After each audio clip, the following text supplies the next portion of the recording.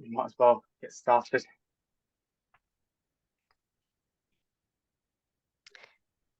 Got it. Let's do it, Alex. 1 second. Yes, hello and welcome all to the final webinar of Series 3. So far this year, you've had the opportunity to meet not only myself and Daniela, but an array of other hosts through various colleagues in other departments as well, with the aim of doing some webinars that me and Daniela aren't too familiar with, help you get more out of your CRM and a bit of an insight into the future and what we're doing as well. They are still available online or on YouTube, so give us a shout if you needed any direction to those. They're also on our webinars page. We also have plans for Series 4, so we'll comment on that a bit later, but any suggestions for content you'd like to see, just give us a shout. So a quick bit about ourselves. So hopefully most of you are familiar with me by now. My name's Alex. I've been here for 6 years, two of which have been with the Access Group. So hopefully knows enough for today's session. And then Daniela, do you want to introduce yourself as well? Yes, thank you, Alex. I want to say I'm excited to be presenting alongside you today. So for those of you who don't know me, my name is Daniela. I have over 12 years of experience in customer service, sales, and support, and I've been with Prospect for almost a year now as a CSM, and I'm here to make sure that you get the value from the system. Awesome, thank you.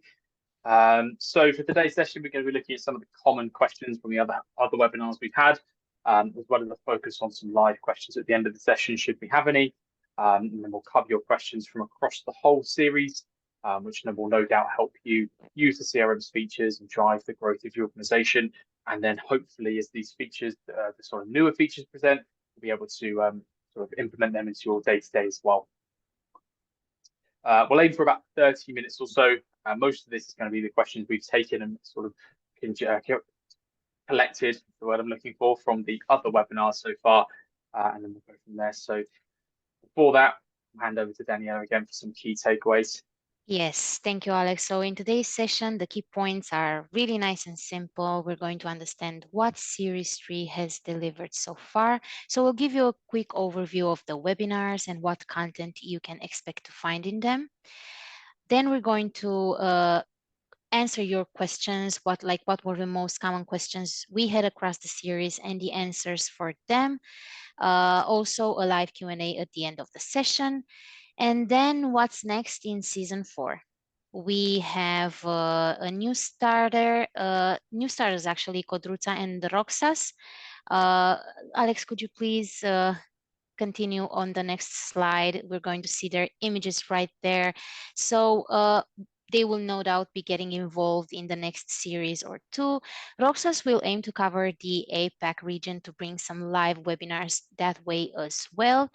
We also have features such as the CRM scorecard and the new landing pages on the way. We're really excited about that. We'll also be looking again into leveraging the growth engine for sales success. So the best webinars are always suggested by you guys. Any suggestion, please always get in touch. Next to you, Alex. Awesome. So yeah, Series 3 then, just to sort of give a bit of an overview before we dive into some questions. The whole sort of each department has had a look at hosting a webinar this year, or in each department, and we've done a couple of different ones, as you can see on the screen now. The aim is to build on the existing 2 seasons, which have been primarily to cover the functionality we've got, the existing bits of functionality we think you should be using and really taking advantage of. And then Series 3 is an opening up to sort of, again, my other colleagues to give an insight as to the digital elements of the CRM, some of the analytics we're building, the future of the growth engine, and not only just showing you what we've got now, but what we've got coming up, so you guys can sort of adapt and incorporate these new features into your day-to-day as well. So we're going to go into a demo profile for these questions. Again, these are ones we've sort of picked and asked our colleagues as to what things people have been asked since doing their own webinars. And we're going to use the trusty That's My Jam profile. Again, for anyone who is unfamiliar with these webinars, it is a fictional company that is used for selling jams and jam jars, just to set the scene here a little bit. And we're going to start by looking at some of the questions I personally had in my onboarding webinar. So I did a webinar hosting about successfully onboarding new business and how we use the CRM to incorporate those new businesses. And one of the questions I had quite a few times during and following up with that webinar was, how do I create a new pipeline? So I thought I'd really quickly cover that. You will need to be an administrator for this, but if I go into settings and then system settings, this is where you'll find out if you're an administrator, because it will pop up and say you can't have access to this. If you can get to this screen, you are. It's a nice and easy one. And I'm going to search for the word pipeline. So opportunity pipelines is what we're looking at. And we're going to go up here to create. We're going to make a new pipeline from scratch. We're going to call it onboarding accounts. And the objective here is customer acquisition. That will come up again a bit later on, but we are acquiring new customers, so that's our objective. There's a few bits of configuration you can have down here as well. So that's our pipeline. I'll show you what that looks like in a moment, but we just need to add a few statuses there. So by going across to the pencil on the right-hand side, as we scroll down, we've got some statuses, and we'll add on a few statuses. So we might have a first contact, you might have a meeting, and a few other bits and pieces. Whichever sort of statuses you like, you can create these statuses as you wish as well. So we'll do a few things in there. And then the other one you need is closing status, which is hopefully that they've either onboarded and you've won, or you've closed and the customer hasn't, progressed, and they're not an account, and they're not going to be a long-term customer that you can retain. In which case you might put that as dead or something like that. So we have a very simple pipeline there for onboarding accounts. These are my statuses. This is how I'm going to close them. And just to give you an idea on what that might look like when you're actually doing the sort of day-to-day works. If I go and find one of our customers, I have John Smith there. I would personally recommend always using a contact. There's no contact on this one, so we'll skip that stage and go straight for our opportunity, which you can create from this screen here using the opportunities page, or just this plus button up here. And we'll call it new accounts and set our pipeline for onboarding accounts. And this is what our sort of pipeline looks like now. So we have sent them a catalog. We've had a meeting with them, first contact, misordered those slightly. You can change the order of those back in the settings. We've signed it to someone. So we'll make this my responsibility. So I'm going to contact them in a few days' time. And then hopefully as we progress through this pipeline, we'll get to the point where we've won this account. Maybe that's at the point they placed their first order or something. Entirely up to you how the sort of logistics of this works. I mainly wanted to show you just that system option for making those pipelines and working out how to do that. The full description is on our other webinar, which we can cover, or we can send to you even if that's more preferred. And the other question I had out of that was how to use the library a few times as well, mainly for sending out existing things like catalogs and stuff like that. So in our example here, we've got a catalog. The library is much similar, or very similar to the Windows File Explorer, in that we have on the left-hand side have the library, and then you can create folders much like you can in Windows. So we can add a new folder here. We'll call it webinar. And you get the idea. So we've got this new folder here, and then you can add a subfolder and keep going down like that. So in here somewhere, you can have a catalog in this, put it in specs folder in products or something, and wherever there we go, we've got product brochures. So we've got a product brochure there, that might be what you're looking for. And you can use those either in emails, or you can actually attach it straight into the template, which I can quickly cover as well. Search for template, document templates here. And on any template that's an email, so if I go and grab, let's have a look. We've got a new quote, so that's probably an email. Typically it's not. What else have we got? Basic email quote. So on here, you can attach files. So this one will automatically go and find the product brochure, which is in our library. So again, just a nice, easy one, especially if you're doing those, it sort of loops in with those pipelines. If sending a brochure or a catalog is something you do, you can just choose an email template or create a template and automatically grab that new that brochure that you're sending out. So they've got a copy of that as well. They were my first two, so I'll hand over to Daniela for a second. Thank you, Alex. Really useful. So basically, I had a couple of questions in regard to the growth formula. I had a webinar on that. Thank you. I was about to say that. I needed the slide to explain more because one of the questions was actually, what is the growth model? So here you can see basically that this is a simple and powerful visualization that breaks down into 7 key growth strategies for B2B sales growth. So these strategies are divided into 2 main parts, which is the funnel and the flywheel. So we start with attracting more customers, customers you've never dealt with before. You reach out to them and you're being proactive. Next is selling to these customers for the first time. And then we close the deal, which will take you to the first order. And then onboarding that customer into a long-term customer who is going to stay with you, hopefully for years to come. What we mean about onboarding is we take certain actions like doing campaigns and setting up automated emails in which you provide special offers, for example, to encourage first purchases, because we consider a customer is still in the onboarding until he has done the fourth order. So once you've onboarded them, we need to increase the customer lifetime value. And we do that through order value, order frequency, and retention. And to help you with each strategy, by the way, we've got detailed articles that you can dive into. Alex, can you go back to the CRM? I want to show them where to find the articles. Of course. Thank you so much. So basically, if you're looking for an article, all you have to do is click on the question mark right here, like I'm doing right now, and go to documentation, click on search the help, which will take you to our guide uh, uh, website. Basically, if I'm looking, for example, for retention, yeah, I want to find something on how to improve basically the retention, then we have an in-depth article about this. Please check it out. Now, going back to the CRM, I had another question, which is kind of related to this. The question is, what's the first feature I should use to increase order value?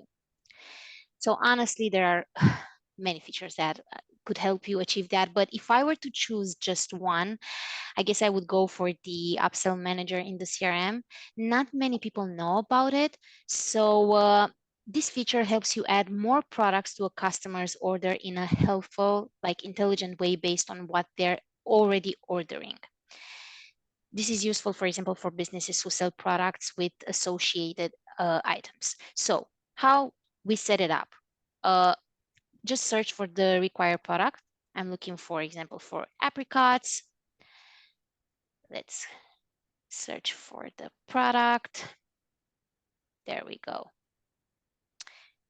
And we are now on the product service details. All you have to do is go to the upsell page located on the left-hand side.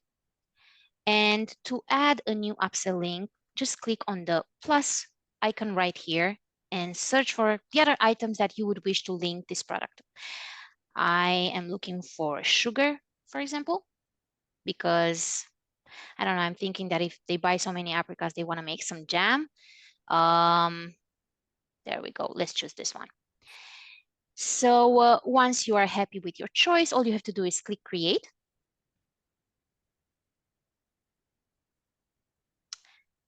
Click on it and I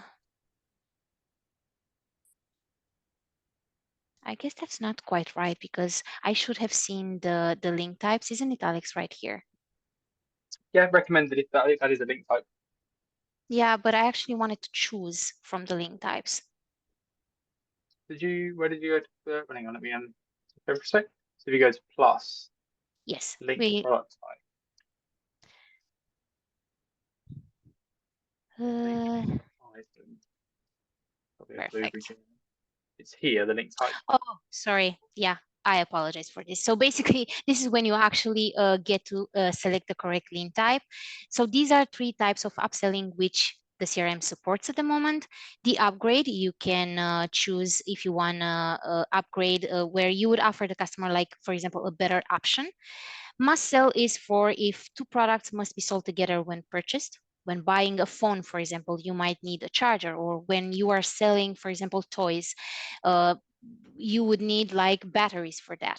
And recommended, which refers to other products that your business would suggest the customer buys alongside the product.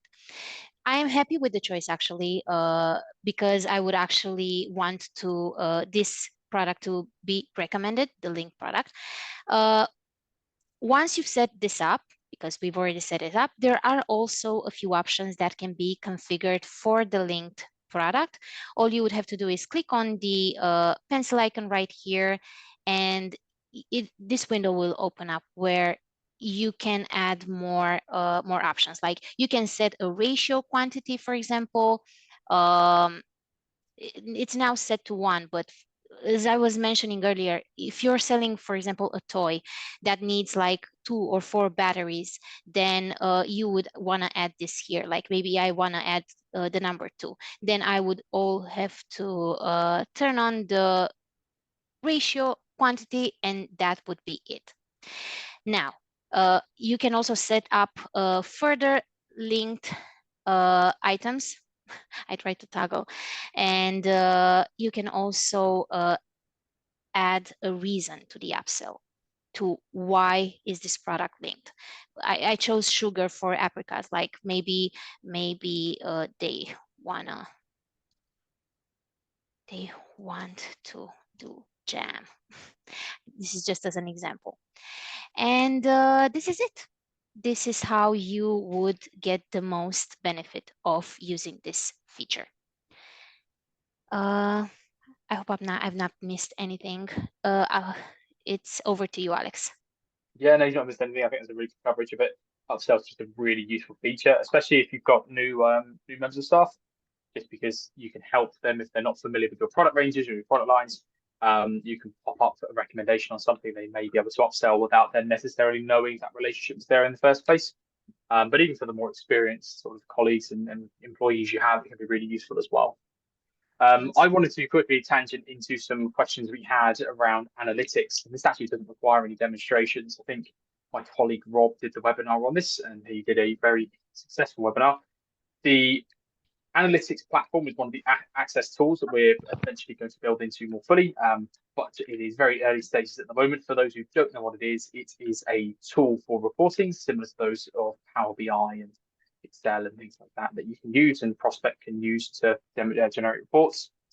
Analytics, the questions we had following that was, who do I speak to about connecting analytics?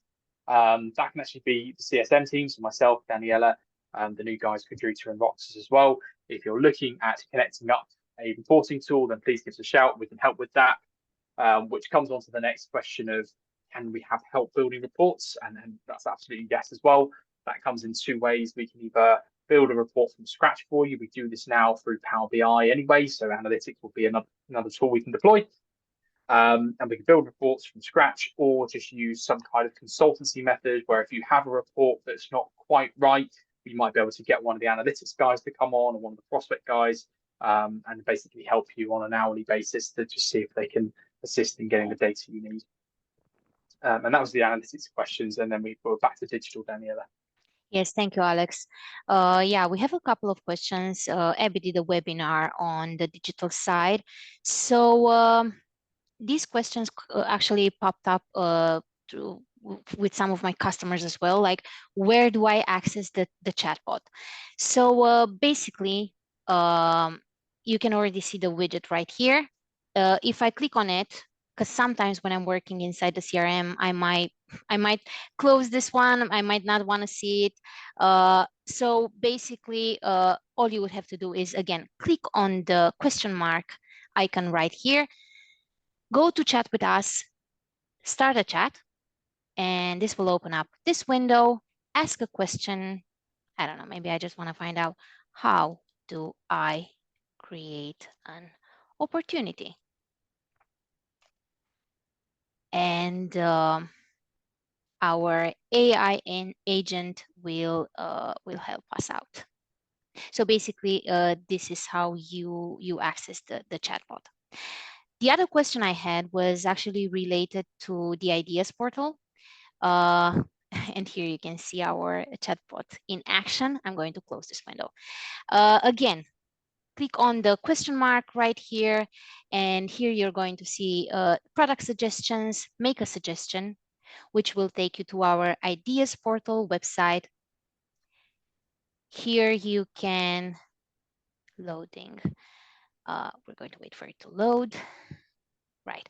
Basically, here you can either add a new idea, but what I would do first, honestly, I would search for the idea to see if it already exists inside the ideas portal. If it already is, then all you have to do is just vote on it.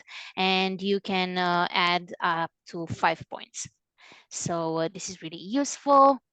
Yeah, and I think that was it for me on the digital side. Yeah, these are all the questions, Alex. Back to you. Awesome, thank you. Yes, one of the other things we sort of covered last or a webinar or two ago, I think it was, with our founder Andy, was the growth engine. The growth engine is a new tool that's slowly making its way into systems now, and it's come from a partnership with Oxfordshire Brookes University as well, who've been doing a lot of sort of data work with us. It's starting to appear in the latest version of Prospects. I think this is on 124 or 125, and you'll see it in this top left, just up here. If for any reason you can't see a little rocket that says the growth engine, it's for one or two reasons. You're either not on the latest version yet, in which case there's nothing to worry about, that'll be rolled out very soon, or you are on this Essentials Custom Success Plan, which actually does prohibit the use of this feature. And if you wanted to actually use this feature, just give it a shout and work out how to help you with that. So that's how you find this new tool. And then within this tool, Andy's done a really great job of covering this, but you have this overview report and then 7 smaller reports that link into the sort of growth formula that Daniela touched on earlier on. And what this does is it basically looks at your data and works out if, as an organization, you are growing by certain metrics, such as attracting new customers, which is based on logging inquiries, and then if your average customer lifetime value is increasing, so how long they're trading with you and things like that as well. And one of the questions we had was this customer or a customer saying that their cell is empty when they are actually selling. And that's feedback I've had a couple of times. And this comes back to my first question I answered, which was the opportunities pipeline for acquiring new customers. So if I go into Prospect quickly, we covered this very quickly over here. If I go to our pipeline again, and then our customer acquisition pipeline was our onboarding accounts, which is just here. And then onboarding accounts, the objective is customer acquisition. And that's the important part there. So the sell sort of element of the growth engine isn't actually looking at sales, it's looking at how many new accounts you've sold to or new customers you've acquired. So the way, if that is empty for you, then we need to just make a change to your pipeline. Hopefully you're already using the pipeline for acquiring new customers, because cold calling is one thing, but you need a record of that. You need to be able to nurture those accounts until they become repeat order accounts, and then you can retain that business going forward and build that relationship with them. And that opportunity is the first place and a really good place to sort of do all that information. And then from the point that they become a long-term account, they've been acquired, we'll close that record off and they will appear in this report here. And they were all the questions we've covered from this webinar. We'll go back to the PowerPoint now. Daniela, if you wouldn't mind, just a quick summary of everything said this afternoon. Say again. It's summary time, sorry. Oh, sorry. Yeah, there we go. So that was it from us. We've covered some of the most common questions, and we're confident that these can help you achieve more with Prospect. We would highly recommend navigation to the YouTube channel that we have available to learn more about these features. This is the last webinar for at least a few weeks' time before we move into series 4. And we are planning our 4 series now. So if there's anything you would like to see, features you'd like to learn more about, functionality you want to use better, please let us know. Yeah. Awesome. Thank you, Daniela. And then we're going to have a Q&A. I can't see any questions logged. Normally we have some sort of leading up to the webinar. We haven't had any. So I'll just give it sort of 15 seconds if anyone's got any questions while I just finish off. Just again to say thank you. And Daniela's right, we have series 4 on the way. We'll look at covering things like the CRM scorecard, probably touch up on the growth engine again, and sort of some of the elements and reports within that, going into sort of more detail there. But yeah, there will be a little bit of a break just while we're planning for that next series.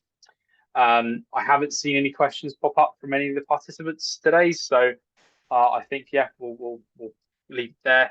And again, there's the sort of link for upcoming webinars and also the previous ones as well.